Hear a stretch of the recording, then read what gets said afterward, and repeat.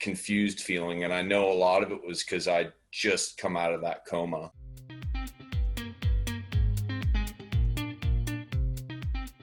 Hello, warriors. Welcome to season 2 of the Invisible Diaries. We're your hosts. I'm Misty. And I'm Amber. And today we have a very special guest for you. But first, a quick disclaimer. Any information discussed in this podcast is strictly our opinion and for informational purposes only. It is not meant as medical advice and should not be taken that way. Always consult with your doctor or medical team. We know battling chronic illness can be hard. And if you find yourself or someone you love in crisis and need someone to talk to, you can call the National Suicide Support Lifeline at 1-800-273-TALK, which provides free and confidential support in the U.S. 24 hours a day, 7 days a week. Again, that number is 1-800-273-TALK. Any cited resources mentioned on this episode will be linked on our website, theinvisibleidiaries.com. Now let's get started.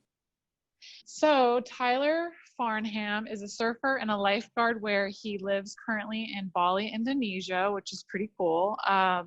It is the evening here where we're doing this recording, but it's 12 hours later in the morning in the future where he is. So in April of 2009, for his 26th birthday, Tyler woke up after 5 days of being in a medically induced coma. Tyler is from Cocoa Beach, Florida, and at just 5 days prior to waking up from a coma, he went on a routine skydive. With an altitude of 3,500, his parachute malfunctioned, sending him spiraling to the ground. Tyler's last thoughts were, "I think I'm going to die." So we have Tyler here, and we're going to just hang out and have a conversation. So go ahead and introduce yourself. Well, you did a pretty good job doing that for me. But yeah, so I'm Tyler. Hi, everybody. And come from Cocoa Beach, Florida. I haven't lived in the U.S. since 2012. So I've been, Oh, wow. November will be 8 years that I've been out of the country. And yeah, I've been using surfing and lifeguarding over the past 8 years to just kind of fund my traveling and keep going, keep moving Wow. on. And yeah, so that's kind of who I am and where I'm from and what I'm about, really. Very cool. So in our little intro, I want to know, so what happens next? You wake up 5 days later. How confused and afraid were you? And also, how many bones did you break? Yeah, so I was just saying this recently as far as when I woke up, because there were certain things that I'll never forget, just like seeing my family, a couple of my closest friends in the small hospital room, along with balloons and cards, because it was just wild that it was my birthday. And so waking up on my birthday and not just get well cards, glad you're alive cards, but birthday cards and presents. But my memory's not that crisp, and I wish it was. I wish it was more to the point where I could really, really remember specifically certain things. But, I remember the girl that was my girlfriend at the time was there. So I remember seeing her, my sister, my mom, and yeah, just having this kind of a confused feeling. And I know a lot of it was because I just come out of that coma. Wow. And then, yeah, as far as how many bones I broke, the thing that really stuck out to me that I will never forget is the doctor, or my main primary surgeon, was in the room when I woke up. And the first thing he did tell me, he said that we managed to save your right leg. And I was like, and I looked, What about your left? Yeah, I know. I'm looking at my legs and I could wiggle my toes, but they were just really stationary, and I was in a lot of pain. But he started to rattle off the injuries to me and said it was the equivalent of a small explosive, a small bomb going off in my right femur. Wow. And I didn't know until later when I saw the x-ray, the image of the femur bone that was completely blown out. And then my left femur had broken in half, my right ulna had broken in half, my right humerus broken in half, so lower and upper arm. The mandible cracked down the middle, and then the condyles, which I didn't know what a condyle was, but the hinge of the jaw. My right one shattered, my left one fractured, dislocated, and then I'd broken 9 teeth that had to be extracted, and I'd fractured my skull. So it was Oh just my gosh. numerous bone That's breaks, crazy. and yeah, I'm it was surprised. Like, like, how do you survive that? How is that? I How know. is that possible? Yeah, it's a good That's question. nuts.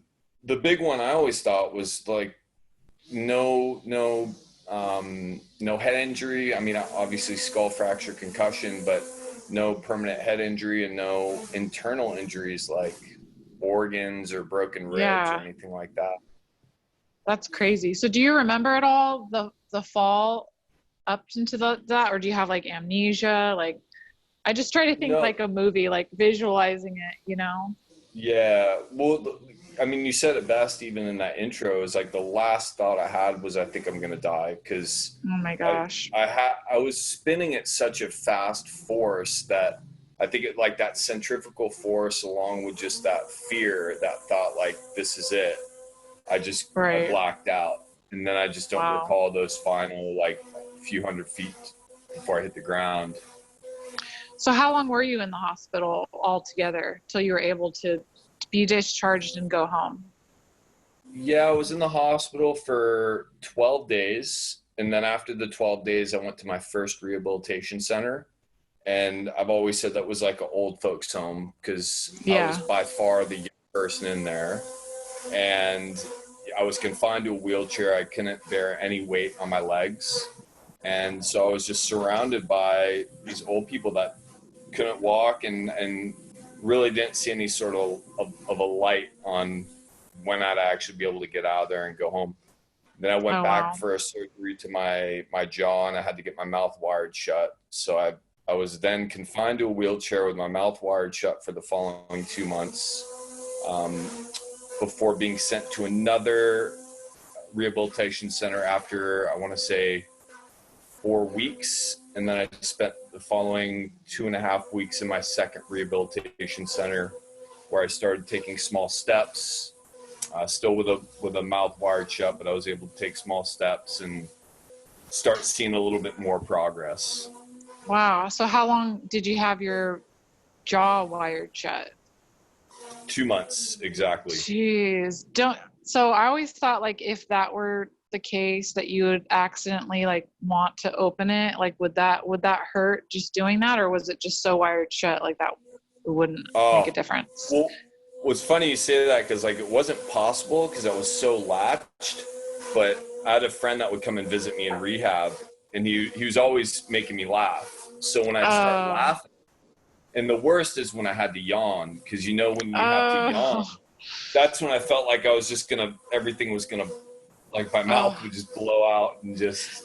But yeah, so that that would was be the. hard on like a mental like emotional level, I feel like just Oh, for feeling, sure. oh my gosh, that if I don't Yeah. know what was the worst of all, like if you had to pick an injury or recovery or thing that you had to deal with, what was the worst? Well, I mean, honestly, it was the. I mean, there's the injuries. Do you mean specifically the injuries, or? Yeah, anything, just what was the, I guess, the biggest challenge of everything? I think overall, because of course there was the pain medication and the heartbreak that came after, but specifically the injuries, I'd say for sure it was my legs and not being able to Yeah, walk, because I'm such an active person, and right. I always think about surfing and skydiving and the things that I just couldn't do. So Yeah, that that would be was really, tough. yeah, that was really difficult. And do you surf now, right? Oh yeah, yeah. I Okay, surf. I've that's been good. surfing like twice a day now. You'd never guess any of Cool. this stuff would Yeah. happen to me. So, we have a lot of listeners who suffer from chronic illness or perhaps had an accident of their own. What got you through this long, difficult road to recovery? A big one specifically for me was writing, and Oh, actually cool. track my progress. And I mean, I didn't even think about that until I reached out to somebody who was in a very similar accident to mine. And she told me, she said, don't focus on what it is that you can't do right now. You need to focus on what you can do every day, little by little, and focus on that progress and track the progress. So I started writing down, just journaling with my left hand. I couldn't use my right. So it literally looked like this, like chicken scratch notes about what it was I did for the day, where I had the pain, who came to visit me. And it was a way to just track not only my progress, but how I just felt overall. Sorry, I have to get up and close this door. Can you hear that in the background? Yeah. Like what is it? Yeah, they're doing lawn service outside. Okay. Oh yeah, because it's morning there. I'm like, I was like, is that a vacuum? No worries. When they never actually do that. So yeah. Yeah, of course they start right at 10 this morning. But yeah, so the writing for sure was a big one. Yeah, I bet when you go back at any point and just see the difference of like, you know, this one what seemed like a little thing, and then just looking at the progress over time, like how far you've come. It's probably a lot easier to see it because of the journaling and writing it down versus just thinking about it, because we don't usually notice that kind of stuff because it's a little bit every day for us until like you look at the big picture. So that's pretty cool. Well, that's a great idea. Yeah, and I mean it goes along with just, I mean, every day I have a calendar where I write out what it is I want to do specifically for the day. And I mean, it all started just from being in that hospital bed and just going, okay, this is how I'm feeling. And I'd say that's the biggest piece of advice I could say for anybody that goes through something similar when it comes to injuries or just overcoming that adversity, is to really just track that progress and just so you can go back and see where you're at. Yeah. Cool. And you actually wrote a book, right? Is that how this? Oh, I didn't know that. Okay. So is that how this started? It all started from that. Okay. Now tell me about your books. Yeah, so the first one is, I mean, of course, it started with the left hand scribble journaling. And then when I was able to finally get out of my second rehabilitation unit, and went back home, I started the grind process of riding my bike to the pool, swimming, and just getting myself back to a healthy, active lifestyle. And I wasn't drinking, I wasn't smoking, I wasn't doing anything that was going to really be affecting me in a negative way for physically. And just over that next year, things started to happen, occurrences like working with Surfers for Autism, which was a huge, huge experience for me. My first day back on the beach as a lifeguard captain, and myself and my team helped save a guy who broke his neck on a shallow sandbar. We saved his life until he was taken to the hospital. So it's like certain events happened over the next year. And then my uncle he just told me, he said, you should think about writing this out, do a manuscript. You have some pretty great stories that you should share. And that's what really got me into the writing. The first book was just writing about all the experiences. Very cool. And so share with everyone what that book's called. The book's called Reaching Cloud 9. Okay, and that's the one I've checked out, but I want to know about the second one too. Okay. Yeah, and Reaching Cloud 9, there's a little bit of confusion. There's the first book in 2012, Reaching Cloud 9, that it was my uncle. I can't really call him, he's passed away now, but he wasn't really the co-author. He did write a little bit in the end, like just the last chapter. But since he had passed away, he was more of a mentor to me. So I ended up writing a second edition on Reaching Cloud 9, which I think is a much better read, because I was able to go back and look into it. The second book, which I released April of this year, along with the second edition of the first book, is called Journals from Cloud 9. Oh, okay. Yeah, and that's the book that really details the most about the dependency I had on Oxycontin in Florida, because I never exposed that in the first book. So I was like, I think it's time to really express what I really went through during those couple of years. And then after I got it's a out of. hard subject for some people to discuss, you know, so that's great that you were able to eventually come to a place to open up about that. Oh, it's for sure, and it's so important. And I Yeah. mean, because I say the skydiving accident is, of course, like that's what a lot of people want to hear about.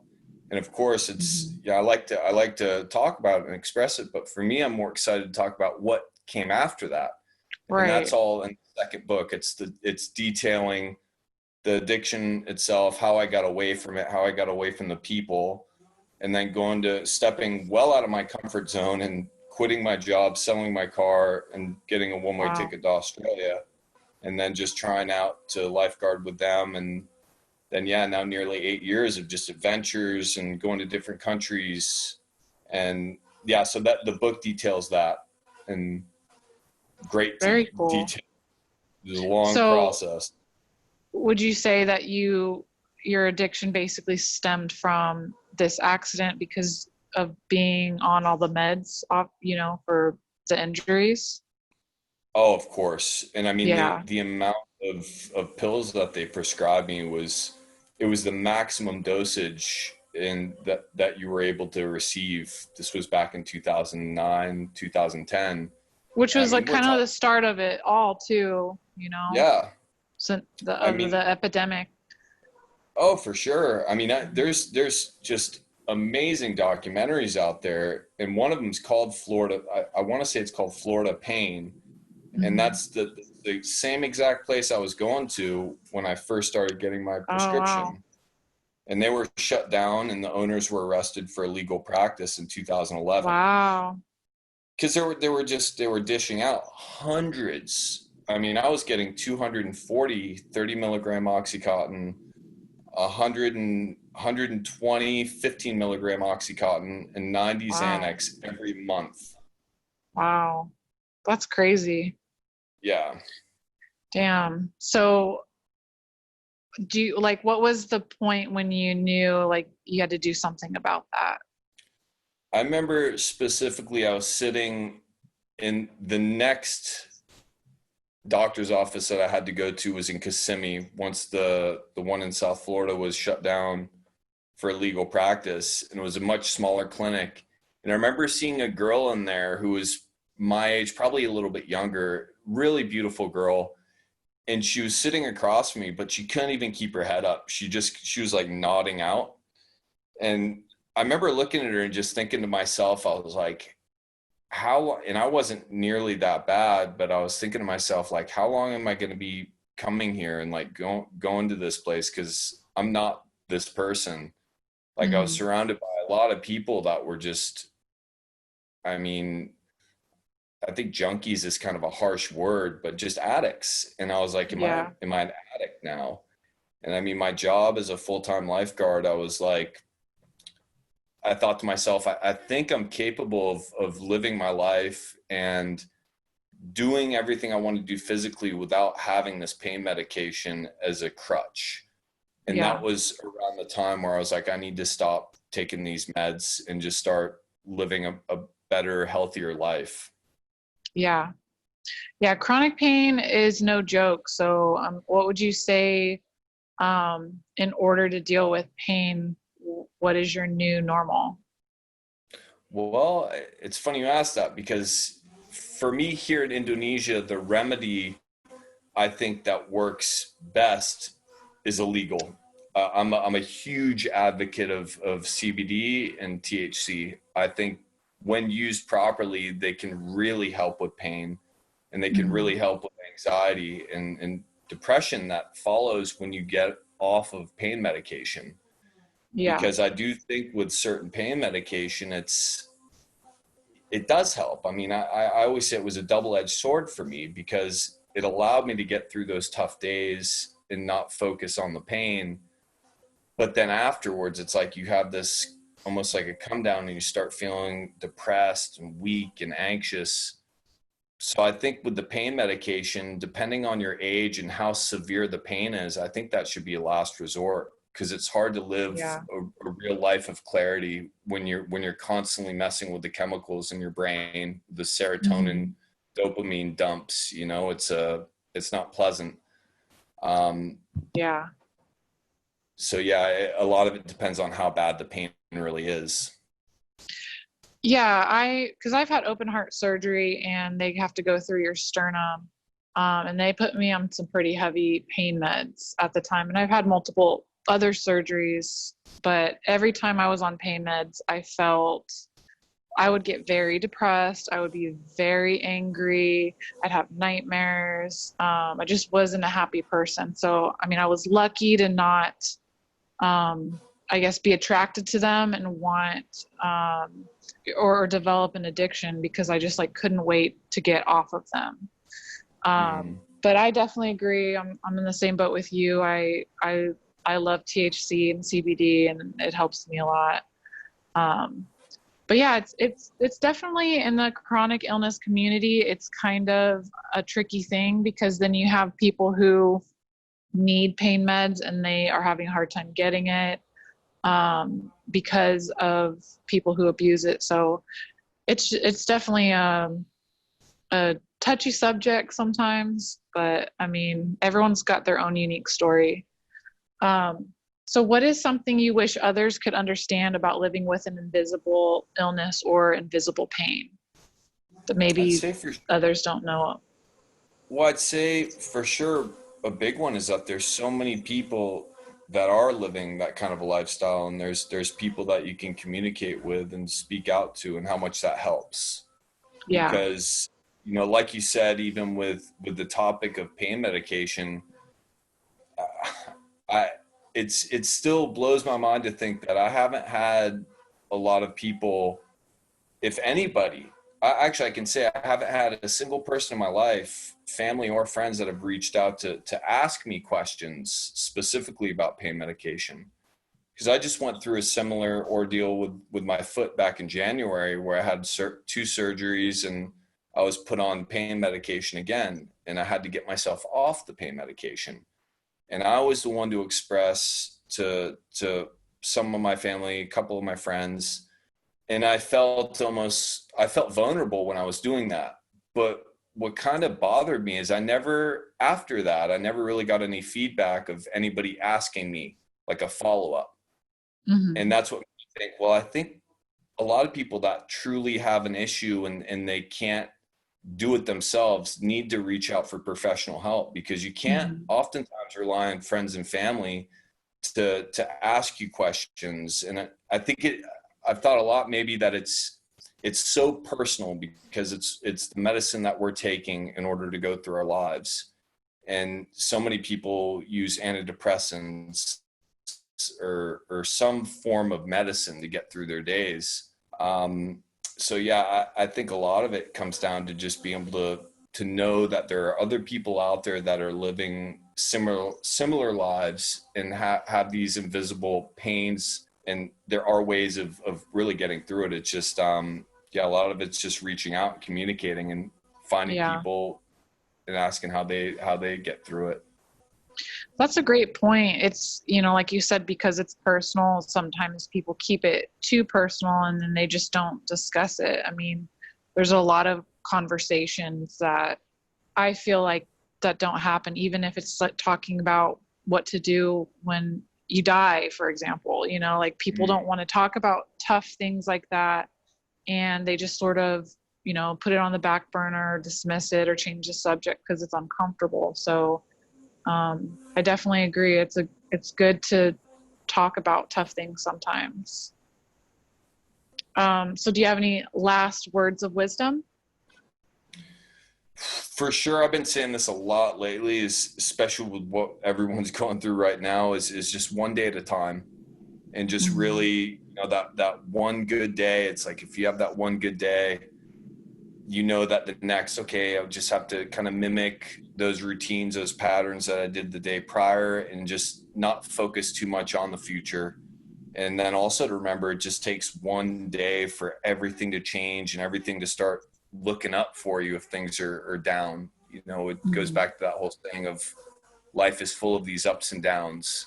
But then that one day when everything all of a sudden just clicks and you just have this great day, it's like, okay, but you can't think too much ahead of time. So that whole living one day at a time, I think is the best advice I'd have to say for anybody right now.